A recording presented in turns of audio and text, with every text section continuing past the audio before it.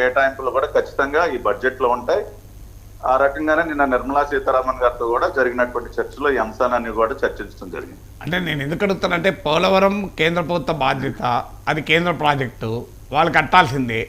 ఇక స్పెసిఫిక్గా రాష్ట్రాలకు కేంద్రం చేయగలిగే అవకాశాలు తక్కువగా ఉంటాయి. డైరెక్ట్గా ఒక రాష్ట్రానికి ఓ 10,000 కోట్లు 50,000 కోట్లు వట్టిగానే ఇచ్చేయలేరు. కానీ అమరావతి విషయంలో పార్లమెంట్ చట్టం, రాష్ట్రాన్ని విభజించింది పార్లమెంటు, అందులో సీమాంధ్ర ప్రజల అభిష్టానికి భిన్నంగా విభజించారు. హైదరాబాద్ లాంటి మహానగరం లేని ఆంధ్రప్రదేశ్ సృష్టించారు. అలాంటప్పుడు కేంద్ర ప్రభుత్వం పైన ప్రత్యేక బాధ్యత ఉంటుంది. ఇదేదో బీహార్ ప్రత్యేక హోదాతో సంబంధం లేదు. ఇప్పుడు వన్ లైవ్ ఎగ్జాంపుల్ మీరు నన్ను చూశారు.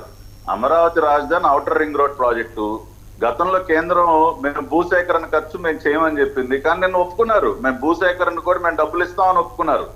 మిగతా రాష్ట్రాల్లో ఆ రకంగా లేదు. నేషనల్ హైవేస్ వాళ్ళు ఎక్కడా కూడా ల్యాండ్ ఎక్విజిషన్ డబ్బులు ఎవరు, ఆయా రాష్ట్ర ప్రభుత్వాలు మీరు ల్యాండ్ ఎక్వైర్ చేసుకుంటే మేము ప్రాజెక్ట్ కంప్లీట్ చేస్తాం అంటారు. కానీ నిన్న they said we will do land acquisition also, we will spend money for that also. So that is a very positive indication from the central government. సో ఆ రకంగా వాళ్ళు పూర్తిగా కమిటెడ్ గా ఉన్నారు. అన్ని రకాలుగా అమరావతి రాజధాని నిర్మాణానికి తోడ్పాటు అనేది ఉంటుంది. రేపు బడ్జెట్ లో కూడా అవసరమైన మేరకు కేటాయింపులు కూడా ఉంటాయి. అంటే రాజధాని అంటే కేవలం దానిలో ఉన్నటువంటి బిల్డింగ్స్ ఇవే కాకుండా డిఫరెంట్ మినిస్ట్రీస్ నుంచి కూడా మనకి అలొకేషన్స్ అనేది అవసరం. కాబట్టి అట్లా వేరే మినిస్ట్రీస్ వైపు నుంచి కూడా అలొకేషన్స్ ఉంటాయి. ఖచ్చితంగా రేపు మన రాష్ట్ర బడ్జెట్ కి సంబంధించి కూడా కేంద్ర బడ్జెట్ ప్రవేశపెట్టిన తర్వాత ఆ రకంగా కేటాయింపులన్నీ పరిశీలించుకుని మళ్ళీ మనం స్టేట్ బడ్జెట్ కూడా మనం ప్రవేశపెట్టుకోవాల్సిన అవసరం ఉంది. సో డెఫినెట్ గా అటువంటి సహకారం అనేది ఉంటుందని మేము ఆశిస్తున్నాం. పట్టాభి గారు, ఇక్కడ ఒక్క విషయం అండి, చంద్రబాబు నాయుడు గారు కూడా నిన్న ఒక డౌట్ ఎక్స్ప్రెస్ చేయడం జరిగింది. ఇన్వెస్టర్లను పిలుస్తాము, లేకపోతే అన్ని నిర్మాణాలు పూర్తి చేస్తాం, కానీ 5 ఏళ్ల తర్వాత ఒకవేళ మళ్ళీ ఏమవుతుందో అని చెప్పి ఒక ఆందోళన కలుగుతుంది. సో మళ్ళీ ఇంకా అది రిపీట్ కాకుండా 2014 నుంచి 19 వరకు ఏం జరిగిందో, లేకపోతే అక్కడ అసంతృప్తిగా ఉన్న మీ బిల్డింగ్ అవనియండి, లేకపోతే రాజధానిలో పర్మనెంట్ కన్స్ట్రక్షన్ లేకపోవడం అవనియండి, అందువల్ల ఆయన ఒక నిర్ణయం తీసుకున్నారు. సో రానున్న రోజుల్లో ఆంధ్రప్రదేశ్ ప్రజలకు పర్మనెంట్గా అమరావతి రాజధాని అనే విధంగా ఈ 5 సంవత్సరాల్లో పూర్తి స్థాయిలో అక్కడ డెవలప్ చేసే ఆ విధంగా అడుగులు వేస్తున్నారా? ఖచ్చితంగా. ఇప్పుడు ఇందాక నాగేశ్వర గారు అన్నారు, ప్రజలు ఒక డిసైసివ్ వర్డిక్ట్ ఇచ్చేసారండి. కాబట్టి Amaravati will remain as the people's capital. దానిలో డిస్కషన్ కి తావలేదు.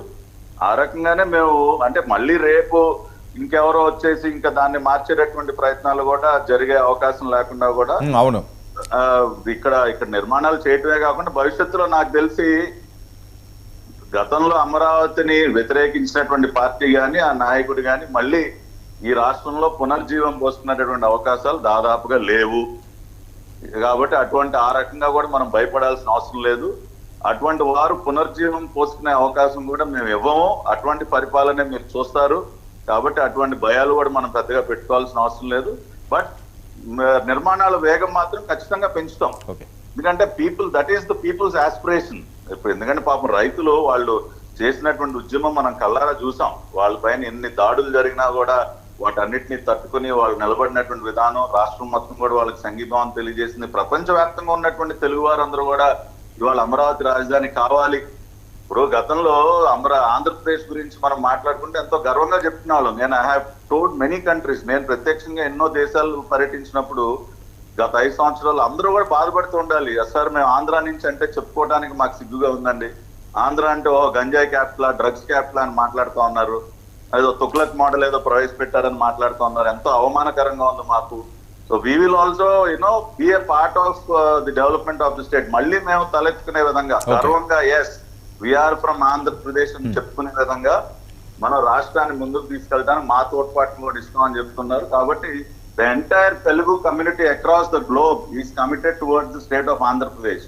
మన ఎన్నికల సందర్భంగా మీరు చూసారు, కొన్ని లక్షలు ఖర్చు పెట్టుకుని ఒక ఓటు వేయడానికి వచ్చారండి.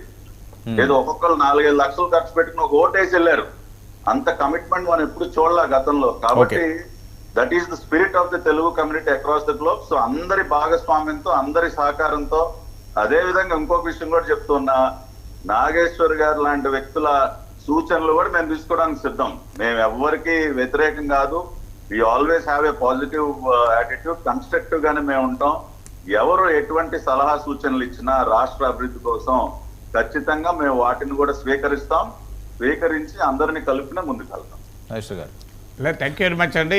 మీరు అన్నట్లు అమరావతి, నేను ఇంతకుముందు మీరు రానప్పుడు చెప్పాను, అమరావతిని ఒక ప్రాంతంతో అంటగట్టి చూడడం కరెక్ట్ కాదు. Capital is doesn't belong to any reason. Capital అనేది క్రియేట్ చేసే ఎకానమీ రాష్ట్రం మొత్తానికి ఉపయోగపడుతుంది. ఇప్పుడు హైదరాబాద్ ఎకానమీ కేవలం ఒక ప్రాంతానికి ఉపయోగపడుతుందా?